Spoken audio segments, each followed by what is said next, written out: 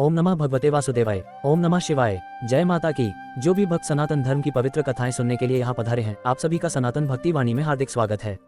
आप सभी सच में धन्य हैं जो इस पावन नवरात्रि के दिव्य समय में माँ भगवती की भक्ति से जुड़े हुए हैं। जरा एक क्षण के लिए अपनी आंखें बंद कीजिए और कल्पना कीजिए एक ऐसे दृश्य की जहाँ चारों ओर गहरा अंधकार छाया हुआ है। ना कोई प्रकाश, ना कोई आशा, केवल भय और निराशा का वातावरण।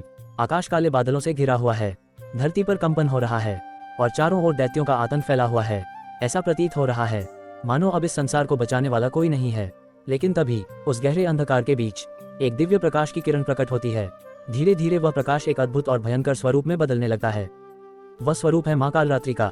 नवरात्रि का 7वां दिन समर्पित है माँ कालरात्रि को, जो अंधकार, भय और नकारात्मक शक्तियों का नाश करने वाली हैं।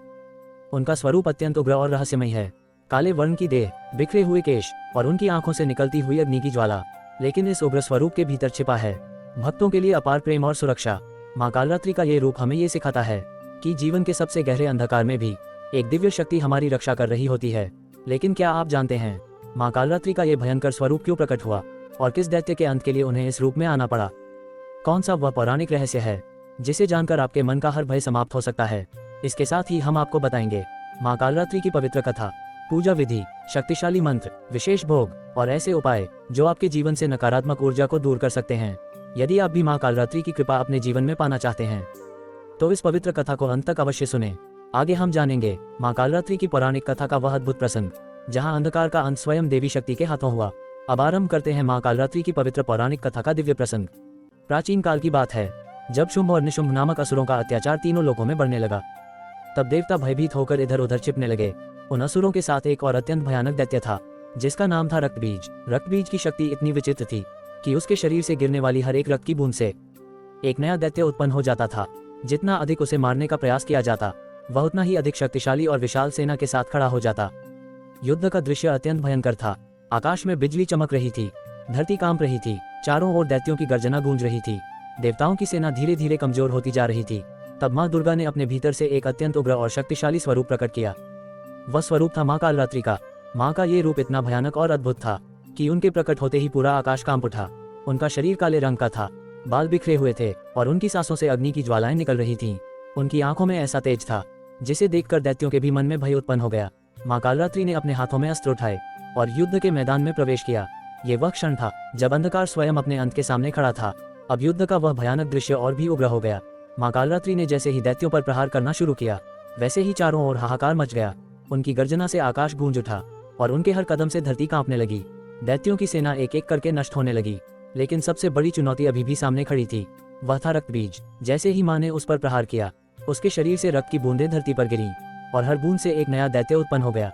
कुछ ही क्षणों में युद्ध का मैदान हजारों रक्तबीजों से भर गया। ये दृश्य देखकर देवता भी चिंतित हो उठे। लेकिन माँ कालरात्रि विचलित नहीं हुई। उन्होंने अपनी दिव्य बुद्धि और शक्ति का प्रयोग किया। माँ ने अपने उग्र स्वरूप को और भी विशाल बना लिया और अपनी जिह्वा को फैला दिया। अब जब भी वह रक्तबीज पर प्रहार करती तो उसके शरीर से गिरने वाली रक्त की हर बूंद को धरती पर गिरने से पहले ही अपनी जिह्वा से ग्रहण कर लेती।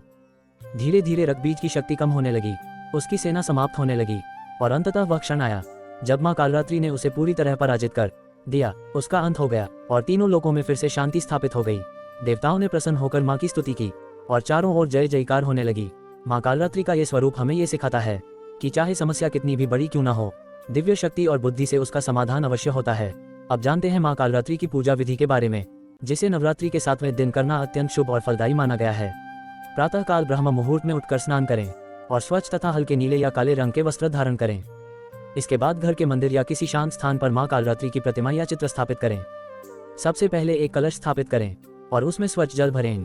कलश के ऊपर आम के पत्ते रखें और नारियल स्थापित करें। अब माँ के सामने घी का दीपक जलाएं और धूप अर्पित करें। इसके बाद माँ कालरात्रि को लाल या नीले फूल अर्पित करें।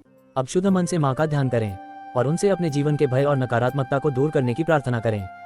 इसके बाद माँ कालरात्रि के मंत्र का जाप करें। ओम देवी कालरात्रि नमः। इस मंत्र का 108 बार जाप करना अत्यंत शुभ माना गया है।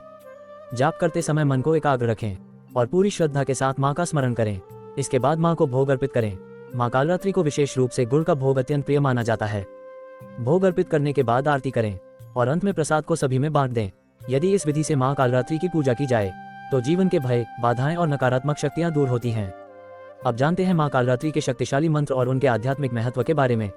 शास्त्रों के अनुसार मंत्र केवल शब्द नहीं होते, बल्कि वे दिव्य ऊर्जा के स्रोत होते हैं। जब कोई भक्त सच्चे मन और श्रद्धा के साथ मंत्र का जाप करता है तो वह सीधे देवी शक्ति से जुड़ जाता है। माँ कालरात्रि का प्रमुख मंत्र है ओम देवी कालरात्र्य नमः। इस मंत्र का नियमित जाप करने से भक्त के जीवन में भय समाप्त होता है और आत्मविश्वास तथा साहस का संचार होता है। इसके साथ ही एक और शक्तिशाली स्तुति मंत्र बताया गया है, एकविनी जपाकर्ण पुरा नग्नाखरा स्थिता लंबोष्ठी कर्णिका कर्णी तैलाभ्यक्त शरीरिणी। इस स्तुति का अर्थ है कि माँ कालरात्रि अपने भक्तों को हर प्रकार के भय और संकट से मुक्त करती हैं। यदि इस मंत्र का जाप नवरात्रि के 7वें दिन विशेष रूप से किया जाए तो इसका प्रभाव कई गुना बढ़ जाता है। जाप करते समय शांत स्थान पर बैठें, आंखें बंद करें और माँ के उग्र लेकिन करुणामय स्वरूप का ध्यान करें। मन में ये भावना रखें कि माँ की कृपा आपके जीवन के हर अंधकार को समाप्त कर रही है। ये साधना धीरे धीरे आपके भीतर साहस और निर्भयता को जागृत करती है और जीवन में सकारात्मक ऊर्जा का संचार करती है। अब जानते हैं माँ कालरात्रि के विशेष भोग और उनके आध्यात्मिक महत्व के बारे में। शास्त्रों के अनुसार नवरात्रि के 7वें दिन माँ कालरात्रि को विशेष रूप से गुड़ का भोग अत्यंत प्रिय माना जाता है। गुड़ को ऊर्जा और स्थिरता का प्रतीक माना जाता है। जब भक्त सच्चे मन से माँ को गुड़ अर्पित करता है तो उसके जीवन में भी शक्ति और स्थिरता का संचार होता है। इसके साथ ही तिल से बने पदार्थ और मीठे फल भी माँ को अर्पित किए जा सकते हैं। भोग अर्पित करते समय ये ध्यान रखना चाहिए कि वह पूरी तरह शुद्ध और सात्विक हो और उसे प्रेम और श्रद्धा के साथ अर्पित किया जाए। केवल औपचारिकता के रूप में किया गया भोग उतना फलदायी नहीं होता जितना कि सच्चे भाव से अर्पित किया गया भोग। भोग अर्पित करने के बाद उसे प्रसाद के रूप में सभी में बांटना चाहिए। इससे घर में सकारात्मक ऊर्जा का संचार होता है और परिवार में शांति और संतुलन बना रहता है। माँ कालरात्रि को अर्पित किया गया ये भोग भक्त के जीवन में भय को दूर कर साहस का मार्ग खोलता है। अब जानते हैं माँ कालरात्रि के विशेष उपायों के बारे में जो नवरात्रि के 7वें दिन करना अत्यंत शुभ और फलदायी माना गया है। शास्त्रों के अनुसार यदि किसी व्यक्ति के जीवन में भय, चिंता या नकारात्मक ऊर्जा का प्रभाव अधिक हो या बार बार बुरे सपने आते हों तो माँ कालरात्रि की विशेष साधना करना अत्यंत प्रभावशाली माना जाता है। इस उपाय के लिए नवरात्रि के 7वें दिन प्रातः काल स्नान करके स्वच्छ वस्त्र धारण करें। इसके बाद माँ कालरात्रि के सामने घी का दीपक जलाएं और उन्हें लाल या नीले फूल अर्पित करें। अब शांत मन से बैठकर माँ का ध्यान करें और अपने जीवन के सभी भय और चिंताओं को उनके चरणों में समर्पित करें। इसके बाद माँ कालरात्रि के मंत्र का 108 बार जाप करें, ओम देवी कालरात्र्य नमः। इस उपाय को करने से मन का भय धीरे धीरे समाप्त होने लगता है और आत्मविश्वास बढ़ने लगता है। इसके साथ ही एक और प्रभावशाली उपाय बताया गया है। नवरात्रि के 7वें दिन किसी जरूरतमंद को गुड़ या तिल का दान करना अत्यंत शुभ माना जाता है। ये दान माँ कालरात्रि को अत्यंत प्रिय होता है और इससे माँ की विशेष कृपा प्राप्त होती है।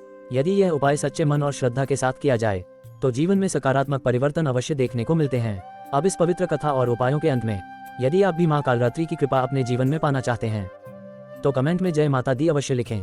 और यदि आप चाहते हैं कि सनातन धर्म की ऐसी ही पवित्र कथाएं और उपाय आपको प्रतिदिन सुनने को मिलते रहें तो सनातन भक्ति वाणी चैनल को अवश्य सब्सक्राइब करें। आपका एक सब्सक्राइब इस पवित्र ज्ञान को आगे बढ़ाने का माध्यम बनता है। माँ कालरात्रि की कृपा आप सभी पर सदैव बनी रहे।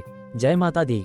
सर्वमंगल मांगल्ये शिवे सर्वार्थ साधिके शरण्ये त्र्यंबके गौरी नारायणी